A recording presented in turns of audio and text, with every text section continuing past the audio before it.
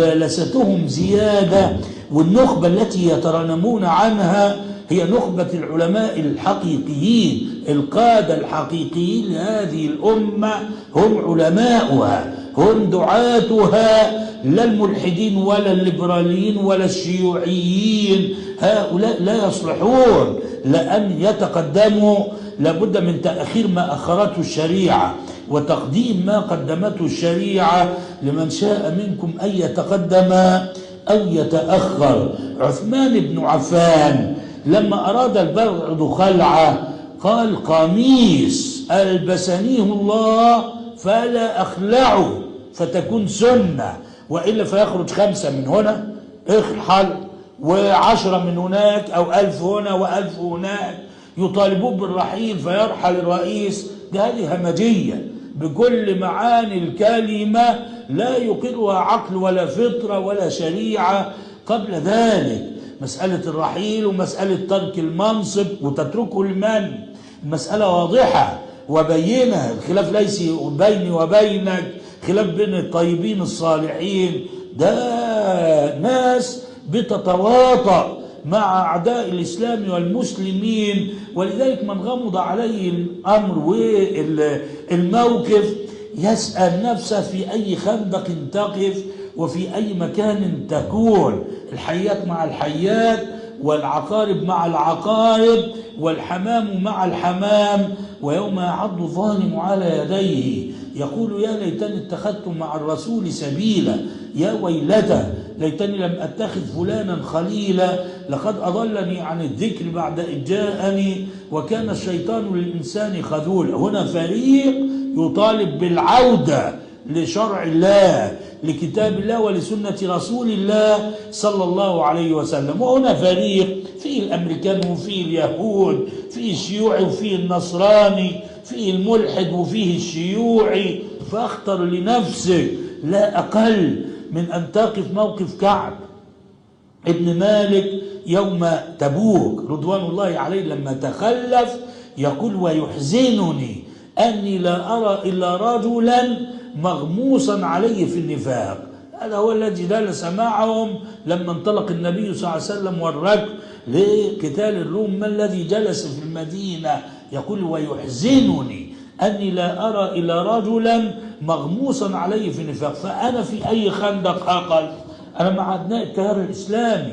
ومن عجيب الأمر أن الأزمة هذه إن كانت الأزمات والحاجات تولد الاختراع، الأزمة هذه كان فيها خير كثير، وعسى أن تكرهوا شيئا وهو خير لكم. تمايز يحدث بين الصفوف تتضح ملامحه يوما بعد آخر. أبناء التيار الإسلامي بصفة عامة في خندق واحد مع الشرعية ومع الشريعة. من تشدق بأزمات حدثت طبعا تلك مهلهلة، ترك ورثها الرجل تشفق عليه أن يتولى تركة أمة بهذه الكيفية. ما الذي يتصور وما الذي ينتظر؟ وعلى الرغم من ذلك كانت الإنجازات كثيرة وعظيمة، والأزمات في حياة الصالحين كثيرة، بمعنى لا يتوهم متوهم أنه عندما يأتي الرئيس المسلم ستكون الجنة الموعودة على ظهر الأرض. لا أبدا. النبي صلى الله عليه وسلم ربط الحجر على بطنه الشريف يوم الأحزاب. الصحابة ضربهم شدة الجوع، شدة الخوف، شدة البرد. لما انتقلوا إلى المدينة ما كانوا يبيتون إلا في سلاحهم. لما مات النبي صلى الله عليه وسلم يقولون: كنا كالشاة الوليدة في الليلة الشاتية المطيرة. كان هذا هو شأنه. نبي الله موسى قالوا له: أذينا من قبل أن تأتينا ومن بعد ما جئتنا. قال: عسى ربكم أن يهلك عدوكم ويستخلفكم في الأرض فينظر كيف تعملون. نبي الله عيسى أثر عنه: من ضربك على خدك الأيسر أدر له خدك الأيمن، انظر، أو على خدك الأيمن أدر له خدك الأيسر. حاولوا قتله، وكان يهوذا الخائن، وكان اقرأوا السنن والسير. ولو ذهبنا نبي الله زكريا ويحيى كلاهما قتل، نبي الله يوسف حبس صلوات الله وسلامه عليه. فالأزمات في حياة عام الرمادة كان زمن عمر بن الخطاب رضوان الله عليه. كيف تواجه الأزمات؟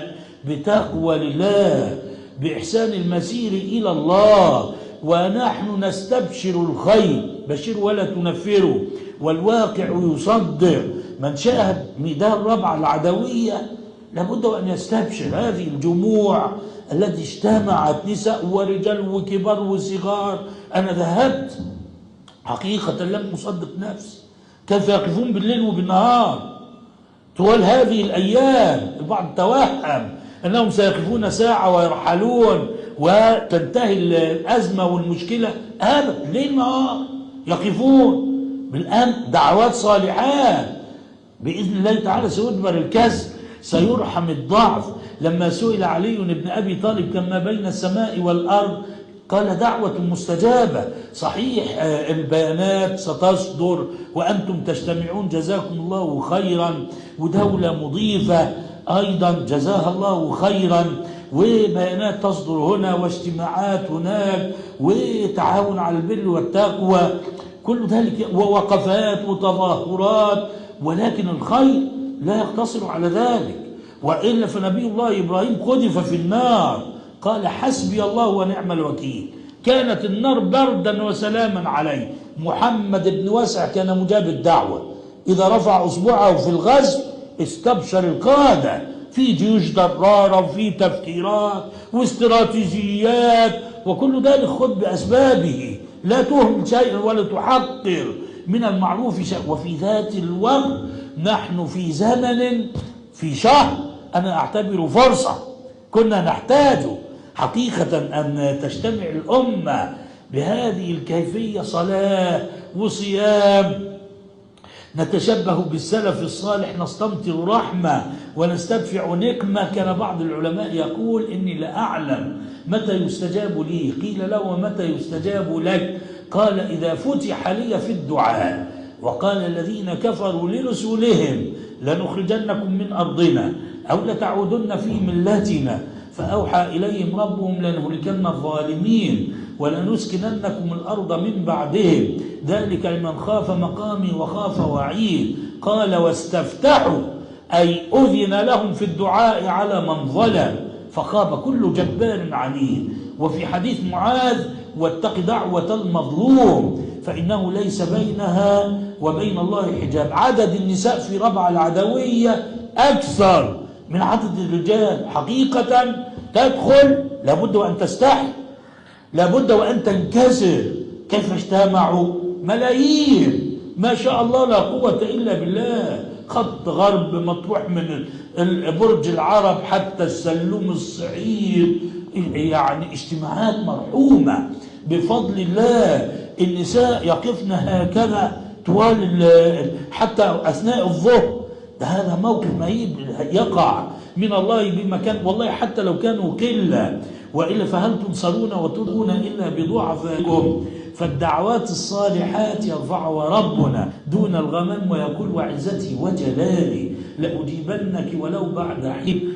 بلا حول ولا قوة إلا بالله. الأمة تعود الالتزام بدين ربها، والنصر آت لا ريب في ذلك. حتى إذا استيأس الرسل وظنوا أنهم قد كذبوا جاءهم نصرنا فنجي من نشاء ولا يرد بأسنا عن القوم المجرمين، وأن النصر مع الصبر، وأن الفرج مع الكرب، وأن مع العسر يسرا، فلا يأس أبدا من رحمة الله، إنه لا ييأس من روح الله إلا القوم الكافرون. ونسأله سبحانه أن يغفر لصغيرنا وكبيرنا وحينا وميتنا وشاهدنا وغائبنا وذكرنا وأنثانا.